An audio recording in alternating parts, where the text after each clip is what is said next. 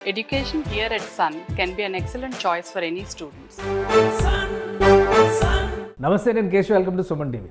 ఆంధ్రప్రదేశ్ రాజకీయాల్లో సినీ నటుల హవా తగ్గిపోతుందా, పెరగబోతుందా? ఎందుకంటే ఉప ముఖ్యమంత్రిగా పవర్ స్టార్ పవన్ కళ్యాణ్ బాధ్యతలు తీసుకున్నారు. మరోవైపు వైసీపీలో ఉన్నటువంటి సినిమా రంగం నుంచి వచ్చిన నటులందరూ కూడా చల్లగా తప్పించుకుంటున్నటువంటి పరిస్థితి ఉంది.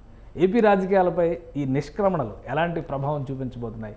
అలీ పార్టీకి రాజీనామా చేస్తూ ఒక ప్రకటన చేశారు. దాని పర్యవసానాలు ఎలా ఉండబోతున్నాయి? ఈ అంశాలపైన విశ్లేషణ చూద్దాం. మనతో పాటు అనలిస్ట్ చందు శ్రీనివాస్ గారు ఉన్నారు. శ్రీనివాస్ గారు నమస్తే. నమస్కారం అండి.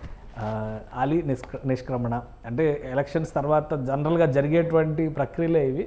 కాకపోతే సినిమా రంగానికి చెందిన వాళ్ళు బయటికి వెళ్ళడం, వైసీపీకి అంతంత మాత్రంగా సినిమా రంగం నుంచి సపోర్ట్ ఉంది అనేటువంటి చర్చ ఇప్పటివరకు ఉండేది. సో ఏ విధంగా చూడాలి దీనికి? అలానే ఆయన కొన్ని అంశాలను కూడా మెన్షన్ చేశారు. తను రాజకీయాల్లో ఏదో సేవ చేద్దామని వచ్చాను, కానీ ఆ అవకాశం కనిపించట్లేదు, ఇక రాజకీయాల్లో ఓన్లీ సినిమాలే ఇంకా అని చెప్పని అంటున్నారు. సో ఎంతవరకు నమ్మొచ్చు ఇది? అంటే అంటే అంటే వాళ్ళకి తెలిసిపోయింది ఇప్పుడు మేము ఎక్కడున్నాం, మేము చేసిన తప్పు ఏంటనేది, ఎవరితో పెట్టుకున్నాం, ఎవరితో విభేదించి ఎవరి దగ్గరికి వెళ్ళాం అనేది క్లారిటీగా అర్థమైపోయింది. అంటే ఇప్పుడు మన పరిస్థితి, మనం కనుక రిజైన్ చేయకపోతే ఫ్యూచర్ అంతగా ఉండదు, ఇక సినిమాలు కూడా అవకాశం రాకపోవచ్చు అనేది కావచ్చు, అనేక కారణాలు. ఇప్పుడు ఏదో చెప్తున్నంత మాత్రాన సేవ చేయాలనుకుంటే మన అత్యంత చాలా ఫ్రెండ్ కదా, బాగా క్లోజ్ కదా, పవన్ కళ్యాణ్ గారి దగ్గర చేయొచ్చు కదా. ఆయన కౌలు రైతులకే 34 కోట్లు సొంత డబ్బు ఇచ్చినాడు. మరి ఏ రోజు జగన్మోహన్ రెడ్డి గారు రూపాయి ఇవ్వలేదు కదా. ఆయన సొంత వ్యాపారం నుంచి ఏది ఇవ్వలేదు కదా. మరి అప్పుడు చేయొచ్చు కదా. అప్పుడు పవన్ కళ్యాణ్ గారు కనపడలేదా? ఎంత ప్రాధాన్యత ఇచ్చాడు అలీకి. మరి ఇప్పుడు ఓడిపోయే తల్లికి అంతకంటే ఎక్కువ ప్రాధాన్యత వైసీపీలో వచ్చిందేమో. ఏమొచ్చింది? రాలేదా? రాజమండ్రి ఎమ్మెల్యేనో ఎంపీగా పోటీ చేద్దాం అనుకున్నాడు, అక్కడ కూడా టికెట్ ఇవ్వాల. ఇవన్నీ జరిగిపోయింది. అంటే ఆయన ఇంటర్వ్యూలో మనకి ఏమర్థమవుతుందంటే, అప్పుడు గురువు గారు రామారెడ్డి కోసం బాపట్లు చేసి అంటే ఒకటి ఆ ట్రాన్సాక్షన్ మీరు చెప్పే ముందు ఒక చిన్న విషయం. ఎందుకంటే జర్నీ మొత్తం చూస్తే ఎలక్ట్రానిక్ మీడియా రాఘవేంద్రరావు గారు సలహాదారుగా ఉన్నప్పటి నుంచి తెలుగుదేశం పార్టీతో ఆయనకి సత్సంబంధాలు ఉన్నాయి. తర్వాత పవన్ కళ్యాణ్ పార్టీ పెట్టడం అంటే అసలు ఫస్ట్ అలీ వచ్చేస్తున్నాడు పార్టీలోకి అనే ప్రచారం బాగా ఎక్కువ జరిగింది. వీళ్ళందరినీ కాదని అనూహ్యంగా జగన్మోహన్ రెడ్డి గారి దగ్గరికి వెళ్ళి, జగన్మోహన్ రెడ్డి గారి దగ్గరికి వెళ్తారని ఎవరు ఊహించలా. ఎందుకంటే తెలుగుదేశంతో సంబంధాలు ఉన్నాయి, పవన్ కళ్యాణ్తో సంబంధాలు ఉన్నాయి కాబట్టి జనసేన అని ఆలోచించారు. కానీ అనూహ్యంగా అక్కడికి వెళ్ళారు. అక్కడికి వెళ్ళిన తర్వాత ఏం మిస్ అయింది? ఆయన ఎక్స్పెక్ట్ చేసింది ఏం రాలేదు. ఎందుకు అంత నిరాశతో ఉండాల్సిన పరిస్థితి వచ్చింది? అతనికి ఇప్పుడు చిరంజీవి గారితో పాటు అందరూ వెళ్ళారు సార్. అవును, తెలుగు ఇండస్ట్రీ బాగు కోసం వెళ్ళారు. ఆయన వెళ్ళాల్సిన అవసరం సార్. టికెట్ల విషయంలో కావచ్చు, ఇండస్ట్రీని ఒక తల్లి లాంటి పాత్ర ఉన్నారు మీరు అంటే ఏదో చూసి చూడనట్టు వ్యవహరించాడు ఆయన వ్యవహరించిన తీరు అందరికీ అర్థమైపోయింది. జగన్మోహన్ రెడ్డి గారు ఇండస్ట్రీ అతను ఆ రోజులు సపోర్ట్ చేయలేని ఉద్దేశంతో ఆయన కోపం మీద వాళ్ళందరినీ పిలిపించుకున్నాడు. ప్రభాస్తో పాటు అందరూ, రాజమౌళి అందరూ వెళ్ళారు. వెళ్ళిన తర్వాత ఆయన వ్యవహరించిన తీరు సహితంగా లేదు. అది మనసులో పవన్ కళ్యాణ్ గారికి ఉంది. చూసుకున్నాడు, సరే అన్నట్లు అవమానిస్తారని అనుకున్నాడు తప్పితే తన రాజకీయ తను ఉన్నాడు. అదే సమయంలో పక్కన ఇదే పోసాని కృష్ణమురళి, ఇదే అలీ కూడా ఉన్నారు ఆ చర్చల్లో. మరి సరే కోఆర్డినేట్ చేసింది పోసాని కృష్ణమురళి, ఆర్ నారాయణమూర్తి కూడా ఉన్నారు. సరే పక్కన పెట్టండి, అది అయిపోయింది. ఆ తర్వాత మీరు సేవ చేయాలనే దృక్పథం ఉంది అన్నప్పుడు మరి పవన్ కళ్యాణ్ గారు చాలా మంచి ప్లాట్ఫారం కదా, ఆయనతో పాటు కలిసి వెళ్ళొచ్చు కదా. ఆయన్ని కూడా విభేదించి మీరు వెళ్ళి అక్కడ ఎలక్ట్రానిక్ మీడియా ప్రెసిడెంట్ ఇది చేసినట్టున్నారు. సలహాదారు, అది కూడా ఎంతవరకు ఆయన చేసాడో నాకు తెలియదు. కానీ ఆయన ఆశించింది రాజమండ్రి ఎమ్మెల్యేగా పోటీ చేద్దామని అనేది, గుంటూరు కూడా ఎక్స్పెక్ట్ చేశాడు. 2 ఆప్షన్స్ పెట్టుకున్నాడు. ఆ 2 కాలేనప్పుడు అట్టినట్టుగా చివరి రోజులు ఉన్నాడు. ప్రచారానికి కూడా అంత ఎత్తుగా వెళ్ళలేదు, ఎక్కడికి కూడా వెళ్ళలేదన్నమాట వాస్తవే. అదే సమయంలో ఇక్కడ ఒకటే గుర్తుపెట్టుకోవాలి సార్, ఎప్పుడు కూడా మూలాలు మర్చిపోకూడదు, స్నేహధర్మం విస్మరించకూడదు. ఈరోజు నాకు ఈ రాజకీయాలు వద్దు, నేను కేవలం సినిమాలకి పరిమితం అవుతాను, ఏదో ఆశించి రాలేదు నేను. ఆ రోజు ఆ గురువు గారికి రామారెడ్డికి చేశాను. ఆ తర్వాత నేను ఎప్పుడు కూడా రాజకీయాలు ఉండలేదు. కానీ అనుకోని పరిస్థితిలో గత ప్రభుత్వ విధానాల్లో పాలసీ పాయింట్ ఆఫ్ వెళ్ళని తప్పితే నేను ఎప్పుడు కూడా వ్యక్తిగత విమర్శించలేదు అన్నాడు. నిజంగా పవన్ని గురించి ఆయన ఎప్పుడు అనలా. ఈయన చేత తిట్టించాలని వాళ్ళు అనుకున్నా ఆ ఇదిలో ఈయన పావు కాల. ఎవరు? అలీ వరకు ఓపెన్గా మాట్లాడలేదు. సరే ఇండైరెక్ట్గా ఏమన్నా మాట్లాడిన వాళ్ళ పరిస్థితి ఏంటి? మాట్లాడింది ఎవరు? పోసాని కృష్ణమురళి. మరి నెక్స్ట్ ఎవరు అనేది అదే నెక్స్ట్. ఇప్పుడు పోసాని కృష్ణమురళి నోరుంది కదా అని ఇష్టం వచ్చినట్టు మాట్లాడు, చాలా వ్యక్తిగతంగా. అయితే ఇక్కడ ప్రెస్ క్లబ్లో మీటింగ్ పెట్టి తన తల్లిని బిడ్డల్ని కూడా అని ఇష్టం వచ్చినట్టు మాట్లాడిన తీరు అనేది ఎవరు హర్షించరు సార్. ఈ వ్యక్తిగత హనం చేసిన వాళ్ళు ఎవరు కూడా ఈరోజు అసెంబ్లీలో లేరు. అంటే అది ప్రజలకు అవసరంలా. మీరు నటుడు మీ యొక్క నాయకుడు యొక్క ప్రాపకం కోసం, మాజీ ముఖ్యమంత్రి గారి ప్రాపకం కోసం ఇష్టం వచ్చినట్టు మాట్లాడారు తప్పితే ఈరోజు వాళ్ళ పరిస్థితి ఏంటి? ఎక్కడున్నారు ఇక్కడ? రోజా ఎక్కడుంది? పోసాని ఎక్కడున్నాడు? ఇకపోతే అలీ ఈరోజు ఆయన అంతటా ఆయన వెళ్ళిపోయాడు. నెక్స్ట్ వీళ్ళందరూ కూడా పరిస్థితి ఏంది? సినిమా శ్యామల ఉంది, ఇంకొక యాంకర్ శ్యామల, తెలుసు కదా సార్ కేశవ్ గారు మీకు కూడా. ఆమె అయితే సామెత లేదు, కథలు కూడా చెప్పింది. అదే మీరే చెప్పాలి. అడవి గుంట నక్కలని గుంట నక్కతో పోల్చింది మరి పవన్ కళ్యాణ్ని.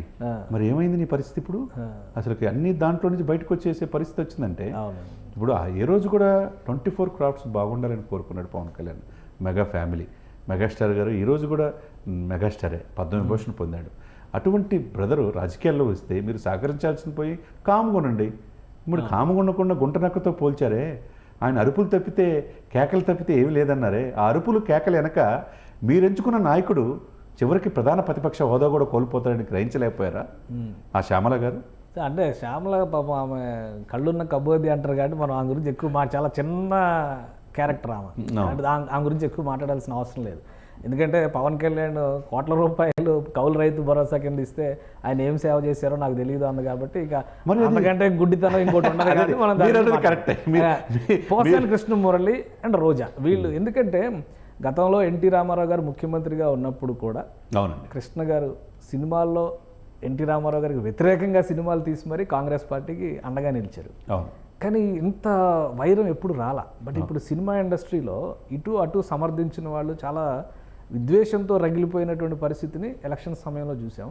ఇప్పుడు రేపు ఏమైద్దో మాకు అనే ఆందోళన వాళ్ళే చెప్తున్నారు. వాళ్ళని ఇప్పుడు ఎవరు ఏదో చేస్తారో వాళ్ళకే ఒక భయం ఉంది. సో ఆ భయాన్ని ఎక్స్ప్రెస్ చేస్తున్నారు. ఏ విధంగా చూడాలి దీన్ని? అంటే ఇక్కడ భయపడాల్సింది ఇప్పుడు ఏం లేదు. పవన్ కళ్యాణ్ కక్షపూరితంగా ఏమన్నాడు? ఇప్పుడు లేచి నుంచొని నిర్మాతలందరూ వెళ్తే ఎంత ఆనందంగా నా ఫ్యామిలీ, నా కుటుంబం వచ్చిందని ఆనందంతో వాళ్ళ ఆహ్వానం పలికారు. ఏది మనసులో పెట్టుకోడు. ఒకవైపు అల్లు అరవింద్ వాళ్ళ అబ్బాయి ఏం చేశాడు తెలుసు. ప్రధాన వైసీపీ పక్షానికి సపోర్ట్ చేసి డైరెక్ట్గా స్నేహధర్మం కోసం వెళ్ళి మేనమామను కూడా వదిలేశాడు. ఏమైంది? పుష్ప 3 నెలలు వాయిదా పడింది. అంటే ఇప్పుడు పరిస్థితి ఎలా ఉంటుంది? 6 మాసాలు డిసెంబర్ 6కు వాయిదా పడింది. ఇక్కడ ఏంటంటే అండి, పవన్ కళ్యాణ్ గారు ఎప్పుడు కూడా సినీ ఇండస్ట్రీ నుంచి నాకు సపోర్ట్ కావాలని తన సొంత అన్నతో పాటు ఎవరిని అడగల.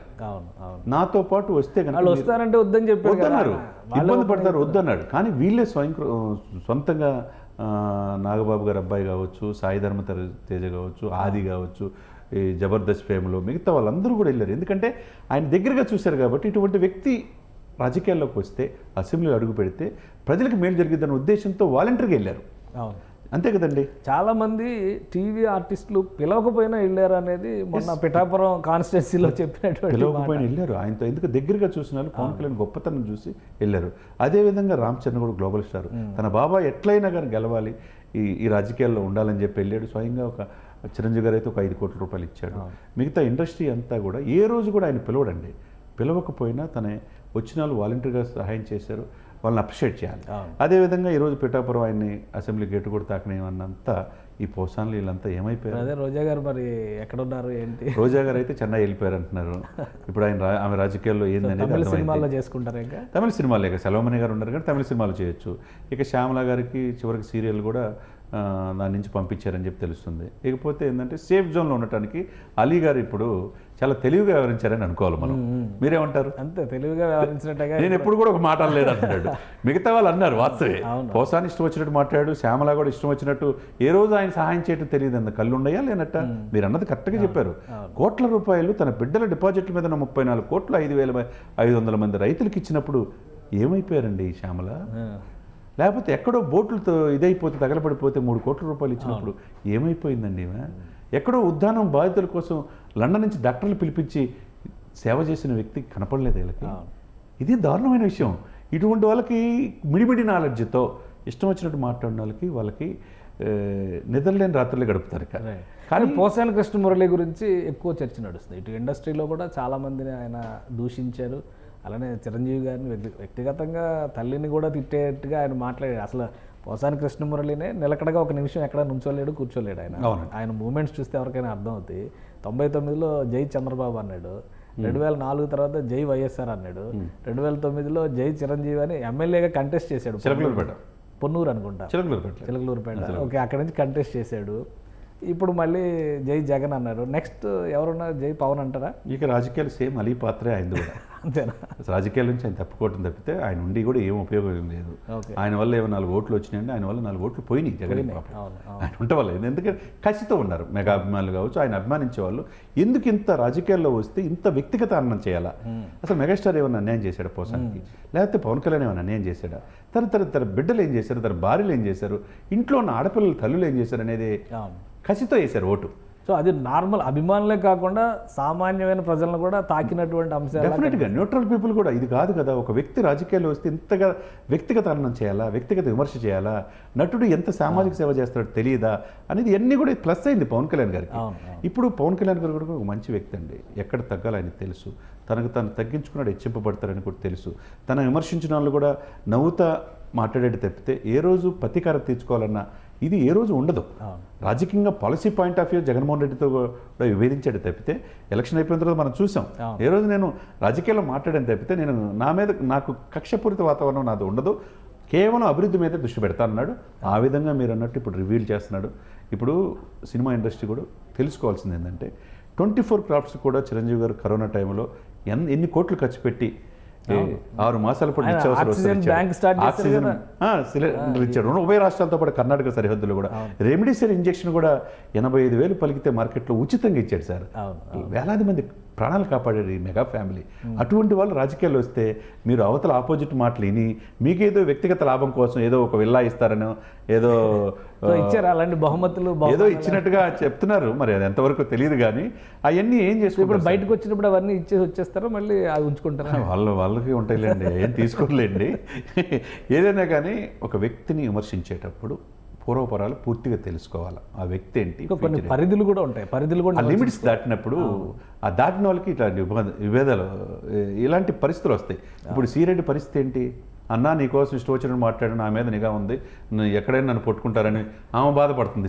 ఇవి స్పెషల్ క్యారెక్టర్స్, వీళ్ళందరూ కూడా మెయిన్ క్యారెక్టర్స్, స్పెషల్ క్యారెక్టర్స్ చాలా మంది ఉన్నారు. వీళ్ళ పరిస్థితి ఏంటి అనేది తెలుసుకోవాలి. సోషల్ మీడియాలో విజృంభించినటువంటి టీమ్స్ కొన్ని ఉన్నాయి, వాళ్ళ పరిస్థితి ఏంటి?